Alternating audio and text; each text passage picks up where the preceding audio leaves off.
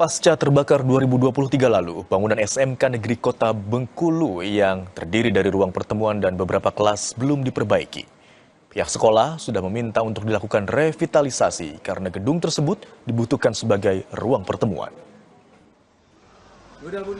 Satu bangunan gedung yang berada di SMK Negeri 3 Kota Bengkulu belum tersentuh perbaikan pasca kebakaran hebat yang menghanguskan hampir seluruh bangunan sekolah 3 tahun lalu.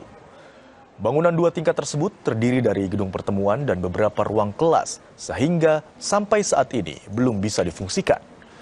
Sementara, bangunan kelas yang terdiri dari 3 titik lokasi sudah dibangun menggunakan anggaran tahun 2025 hingga 2026 dan sudah difungsikan. Pihak sekolah sudah mengajukan permohonan ke Kementerian Pendidikan untuk dilakukan perbaikan, namun belum direspons.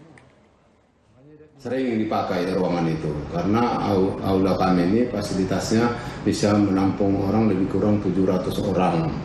Nah, jadi harapan kami sesuai dengan anjuran dari pemerintah itu langsung di tahun 2026 ini hendaknya ditindaklanjuti untuk pembangunannya. Karena sangat kami butuhkan. Pertama aula itu, yang kedua di samping juga itu ada beberapa kelas, juga di bawahnya itu semua kami butuhkan. Nah, untuk kegiatan-kegiatan untuk siswa belajar mengajar. SD Negeri Tanggirejo, Grobogan, Jawa Tengah yang roboh kini mulai dibangun. Perbaikan ruang kelas SD itu mendapatkan dukungan dari Presiden. Pemerintah memastikan akan mengawal proses renovasi sekolah di berbagai daerah agar berjalan sesuai rencana. Untuk memperlancar perbaikan sekolah, siswa di SD Negeri Tanggirejo dipindahkan sementara ke sekolah madrasah diniyah di desa setempat.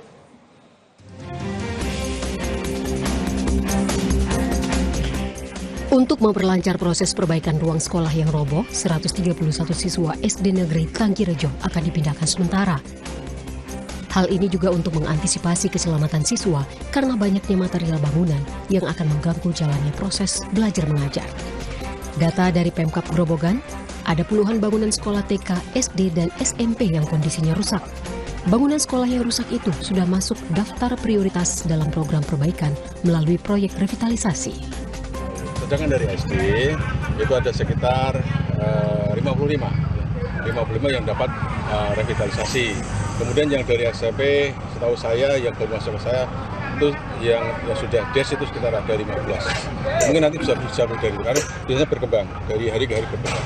Ini sementara. Realisasinya kapan itu? Realisasinya kapan? Kalau SD kemarin secepatnya, karena kemarin sudah ada pertemuan di Jogja itu.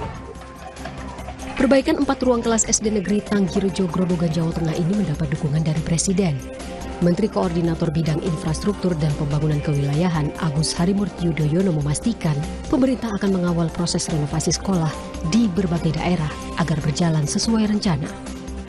Intinya kami akan terus mengawal proses revitalisasi termasuk renovasi sekolah-sekolah di Indonesia di semua daerah, yang di depan memang Kementerian Pekerjaan Umum bersama dengan Kementerian Pendidikan Dasar dan Menengah. Kalau sekolah rakyat itu Kementerian Sosial.